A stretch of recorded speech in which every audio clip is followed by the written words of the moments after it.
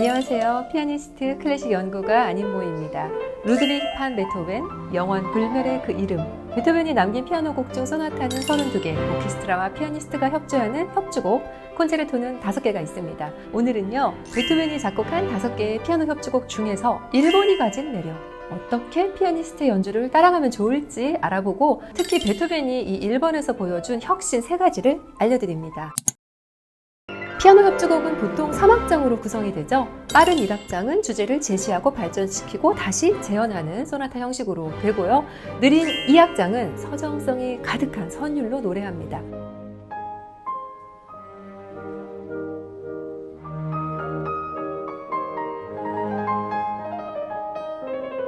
그리고 3악장은 대개 1악장보다 좀 더 빠르고 생기발랄한 느낌을 주는데요.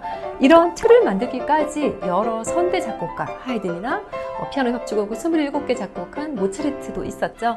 베토벤은 피아노 소나타에서도 변화와 파격을 보여줬는데요. 피아노 협주곡에서도 틀을 깨고 혁신적인 실험을 합니다.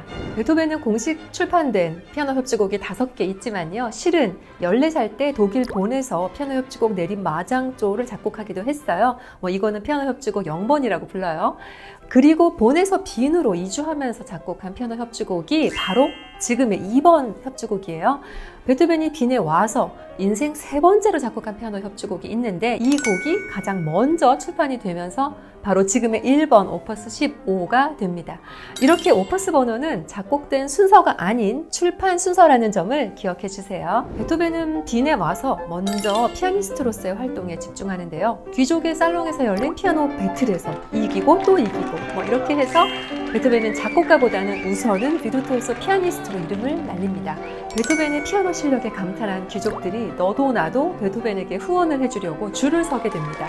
베토벤 씨, 내 살롱에 와서도 연주 좀 해줘요. 우리 딸도 베토벤 씨에게 좀 배우고 싶다네요. 애원.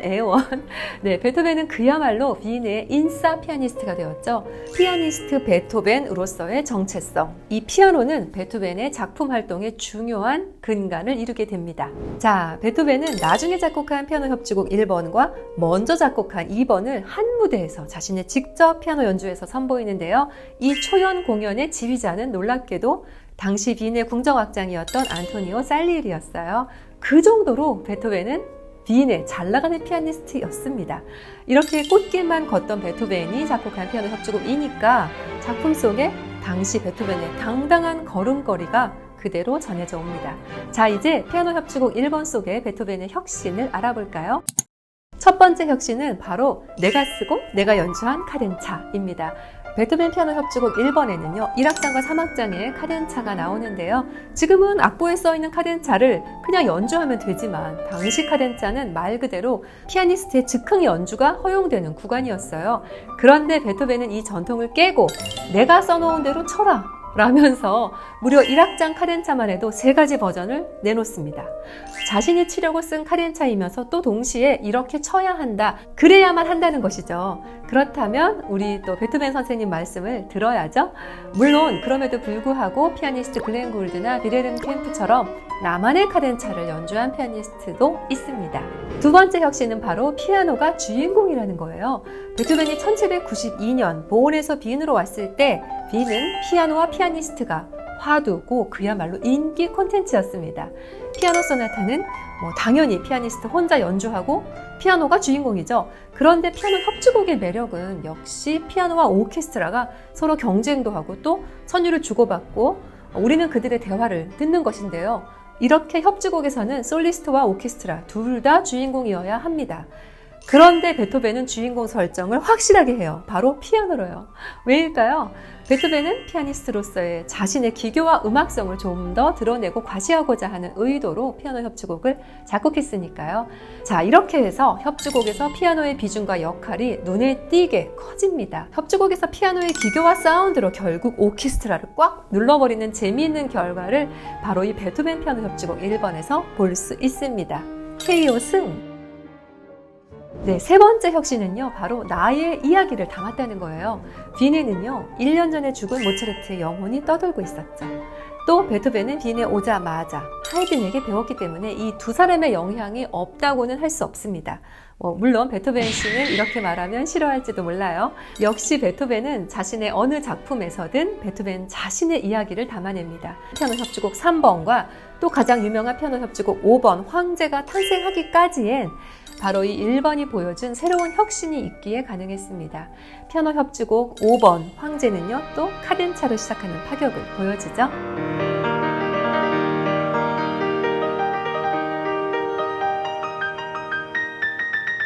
저는 이 베토벤 피아노 협주곡 5번 황제와 1번이 마치 형제 협주곡처럼도 느껴지는데요. 굉장히 비슷하게 들립니다. 먼저 이 협주곡 1번의 1악장 알레그로 콘 브리오, 빠르고 생기 있게, 특히 1악장 끝에 나오는 카덴차가 꽤 길죠. 바로 이 카덴차에서 베토벤의 밝은 미래, 희망, 경쾌함이 고스란히 전해집니다. 그리고 2악장 라르고, 피아노 협주곡 5번 황제의 2악장의 태동이 바로 여기서 시작이 되었죠. 피아노의 아름다운 선율에 이어서 클라리넷이 따라 나서고 이 둘의 대화가 시작이 됩니다.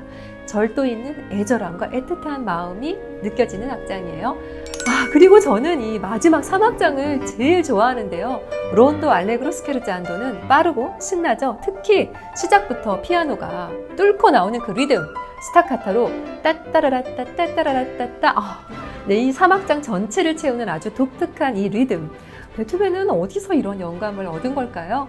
이 리듬이 A 마이너에서 따라라람 빰빠라라람 이렇게 또 바뀌어 나오는데요. 여기가 정말 너무 좋아요. 네, 이렇게 재치와 익사를 부리다가 휘몰아치면서 장중하게 이어집니다. 지금 피아니스트 마르타 아레리치 연주를 보고 계신데요. 정말 엄청나죠?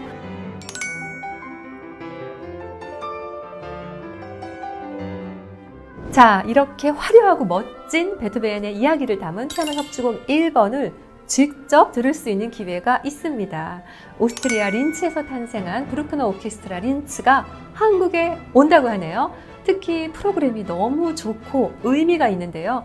무르익은 베토벤의 음악적 역량과 정서를 느끼게 하는 화려한 교향곡 7번, 그리고 바로 베토벤 피아노 협주곡 1번을 한 무대에서 감상하는 특별한 시간입니다. 공연을 보시고 나서 너무 힘이 넘쳐서 문을 박차고 나오실 것 같네요.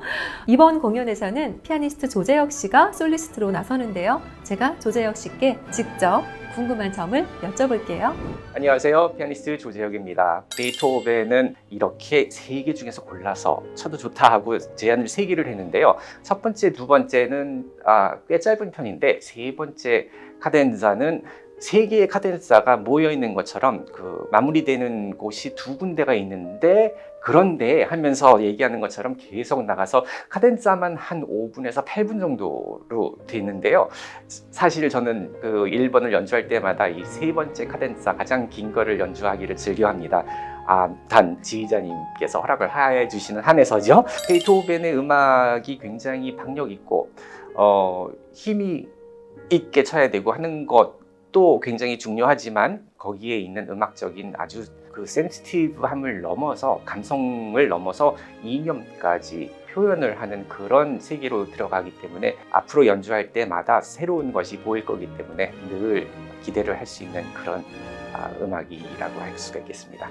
베토벤 협주곡 1번의 혁신적인 점을 꼽을 수가 없다라고 생각이 드는데요. 왜냐하면 협주곡 5개, 소나타 32개, 피아노 곡만을 보더라도요, 하나하나가 달라도 그렇게 다를 수가 없기 때문에 베토벤은 똑같은 곡이나 스타일을 2번을 안 쓴 것 같아요. 그래서 곡 하나하나가 혁신적이다라고 생각을 하는데요. 네, 저도 정말 조재혁 씨 말씀에 공감해요. 모든 작품에 혁신을 보여준 유일무이한 작곡가가 맞죠? 베토벤이 자신만의 독창성과 매력을 서슴없이 자신의 음악에 시도한 그 전주를 느낄 수 있는 피아노 협주곡 1번.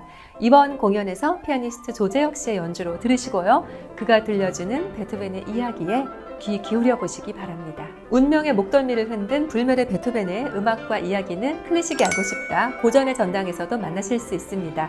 저는 또 좋은 이야기들과 음악으로 찾아올게요. 안윤모였습니다. 고맙습니다.